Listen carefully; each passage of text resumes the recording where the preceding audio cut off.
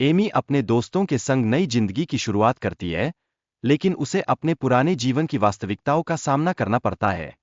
Amy की जिंदगी में ट्रेविस नामक एक बॉक्सिंग फाइटर की एंट्री होती है, जो उसे नए अनुभवों की ओर बढ़ाता है। ट्रेविस के साथ एमी की बातचीत और उसके प्रति बढ़ती भावनाएं, उसकी पढ़ाई और व्यक्तिगत जीवन में महत्वपूर्ण बदलाव लाती है। एमी और पार्कर की पहली मुलाकात में पार्कर का सामान बिखर जाता है, जिससे उनकी बातचीत की एक नई शुरुआत होती है। जब एमी ट्रेविस के कमरे में जाती है, तो उसकी घबराहट उनके बीच नोकझोंक को बढ़ा देती है। सुबह की एक हास्यपूर्ण स्थिति में एमी चूहे को ट्रेविस समझ लेती है, जो स्थिति को मजेदार बना देती है। ट्रेविस को बताने पर कि वह एक खतरनाक खिलाड़ी से भिड़ने वाला है, एमी उसकी चिंता को बढ़ा देती है। ट्रेविस शर्त लगाता है कि अगर वह फाइट जीतता है, तो एमी को उसके साथ 1 महीने रहना होगा। फाइट के दौरान एमी ट्रेविस को उत्साहित करती है, और उसकी जीत से एमी के मन में डर पैदा होता है। ट्रेविस के भाई द्वारा एमी को खेल में शामिल करने के लिए मजबूर किया जाता है, जिसमें वह ट्रेविस के भाई को पराजित करती है।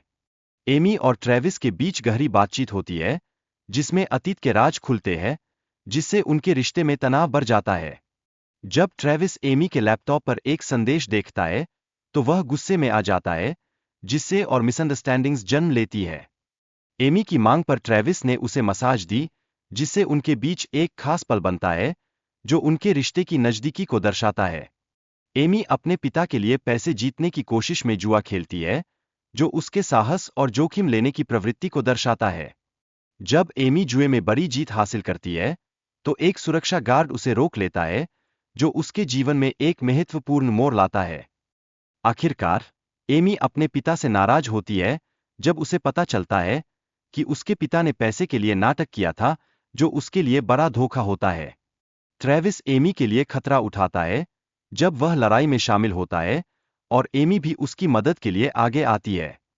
फिल्म का अंत खुशहाल होता है। याम हनी अपने पैसे का अत्यधिक दुरुपयोग करता है, क्लबों में रात बिताता है और लड़कियों के साथ घूमता है। उसकी यह जीवनशैली उसे कठिनाई में डाल देती है। हनी का पिता हेनरी, रूस के सबसे धनवान व्यक्तियों में से एक है। उसकी पहचान के चलते उसे जेल से रिहाई मिली, लेकिन अब वह अपने बेटे की हरकतों से बेहद परेशान है। हनी की हरकतें उसके भविष्य को खतरे में डाल रही है, जिससे उसके पिता चिंतित है। हेनरी को यह महसूस होता है कि अब उसे अपने बेटे के लिए कुछ ठोस कदम उठाने चाहिए। गांव के लोग हनी को पागल समझते हैं और उसकी मदद करने से इनकार करते हैं। यह स्थिति समाज में असामान्य व्यवहारों के प्रति पूर्वाग्रह को दर्शाती है। दिमित्री की बेटी अपने पिता के अत्याचारी व्यवहार से परेशान है, जो यह दिखाता है कि परिवार में प्यार और सहानुभूति की कितनी कमी है। हनी धीरे धीरे अपने नए जीवन में ढलने का प्रयास कर रहा है, लेकिन पुरानी आदतों से पीछा छुड़ाना उसके लिए आसान नहीं हो रहा। यह उसके सुधार के संघर्ष को स्पष्ट करता है। तिशा का घोड़े से गिरना और हनी द्वारा उसकी सहायता करना कहानी में एक महत्वपूर्ण मोड़ लाता है। यह घटनाक्रम हनी की निस्वार्थता और तिशा के प्रति उसकी भावनाओं को उजागर करता है। गुच्ची परफ्यूम की गंध हनी के तिशा के प्रति संदेह को बढ़ा देती है, जिससे कहानी में तनाव उत्पन्न होता है। यह दर्शाता है कि कैसे छोटे छोटे कारक बड़े प्रश्नों को जन्म देते हैं। गांव में चल रहे त्योहार में सभी लोग शामिल होते हैं, जिसमें हनी का नृत्य भी शामिल है। यह दृश्य सामुदायिक जीवन और हनी के व्यक्तिगत संघर्ष को उजागर करता है। त्रिशा का हृदय टूटने के बाद हनी उसकी खुशियों को वापस लाने की कोशिश करता है। वह उसके लिए सजावट करता है और उसके साथ खाना साझा करता है। जब त्रिशा को खतरा होता है, हनी पहले डरता है, लेकिन फिर वह अपनी प्रेमिका को बचाने के लिए आगे आता है। यह उसके साहस और प्रेम की गहराई को दर्शाता है। त्रिशा की मदद करने के लिए हनी एक नायक की तरह घोड़े पर सवार होता है। वह अपने गांव के लोगों की खुशी का कारण बनता है, जिससे उसकी छवि को मजबूती मिलती है। कहानी में हनी और त्रिशा के बीच एक विशेष संबंध को दर्शाया गया है, जो एक महत्वपूर्ण मोड़ बनाता है। यह उनकी भावनाओं और आपसी संबंधों को जोड़ता है। दिशा का हेनरी को सब कुछ बताना यह दिखाता है कि दोस्ती और परिवार के रिश्ते कैसे मजबूत हो सकते हैं। यह कहानी में एक महत्वपूर्ण विकास का संकेत देता है। कहानी का अंत यह बताता है कि धन का सही अर्थ समझाना कितना आवश्यक है। यह दर्शाता है कि मेहनत का मूल्य समझाना कितना महत्वपूर्ण है। हंस वागेन ने 4 अनोखे ताले बनाए जो अपने परिवार के प्रति सम्मान का प्रतीक है। ये ताले सुरक्षा और प्रेम का प्रतीक बने। सेबास्टियन ने जब वीडियो अपलोड किया तब उसने एक ताला खोला जो उसकी तेजी और चतुराई को दर्शाता है। यह उसके जीवन में एक नई शुरुआत का संकेत बन गया। हालांकि एक बैंक में एक महिला की चिल्लाहट ने सेबास्टियन को एक गंभीर स्थिति में डाल दिया, जिससे उसने गलती से उसे नुकसान पहुंचाया। यह घटना उसके जीवन में बड़े परिवर्तन का कारण बन सकती थी।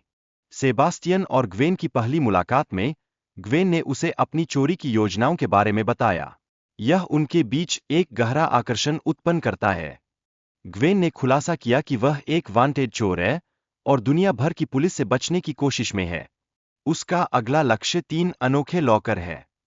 सेबास्टियन, जो हमेशा से हंस वागेन के लॉकरों को खोलने का सपना देखता था, ने ग्वेन के प्रस्ताव को स्वीकार कर लिया। यह उनके चोरों की टीम में शामिल होने की शुरुआत थी। इस डकैती के बाद इंटरपोल ने ग्वेन और उसके साथियों की खोज शुरू की।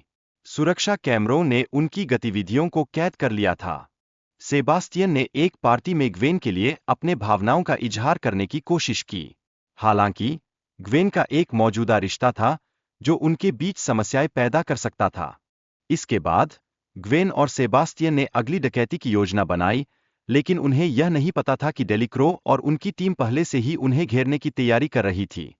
बैंक के अंदर सेफ के स्थानांतरण में पुलिस की योजना विफल हो गई। इससे सभी पुलिसकर्मी एक अन्य शाखा की ओर चले गए। ब्रैड ने बैंक में घुसकर सभी को बंदूक के बल पर बंधक बना लिया। इस समय ग्वेन और सेबास्टियन ने पैसे भरने का काम किया। ग्वेन ने ब्रैड को छोड़कर सेबास्टियन के पास वापस जाने का फैसला किया। इससे ब्रैड का गुस्सा बढ़ गया और उसने ग्वेन को रोकने की कोशिश की। ग्वेन ने सेबास्टियन को भरोसा दिलाया कि वह हमेशा उसके साथ रहेगी, जिससे सेबास्टियन को साहस मिला और उसने तिजोरी खोलने पर सहमति दी। डेलिक्रो ने उन्हें पकड़ने के लिए एक योजना बनाई, लेकिन ग्वेन और सेबास्टियन ने चतुराई से तिजोरी चुराने का काम किया। जब डेलिक्रो और उनकी टीम कैसीनो में पहुंची, तो तिजोरी पहले ही चुराई जा चुकी थी, जिससे वे निराश हुए। सेबास्टियन की जान बचाने के लिए ग्वेन ने साहस दिखाया और ब्रैड को नियंत्रित किया। यह दर्शाता है कि प्यार में बलिदान की भावना होती है। सेबास्टियन और ग्वेन के बीच प्यार का इजहार हुआ, जो कहानी के भावनात्मक पहलू को उजागर करता है और उनके रिश्ते को एक नई दिशा देता है। कई वर्षों बाद सेबास्टियन ने ग्वेन के नाम पर अपनी दुकान खोली और समुद्र में खोए हुए सुरक्षित के लिए एक नई खोज की योजना बनाई।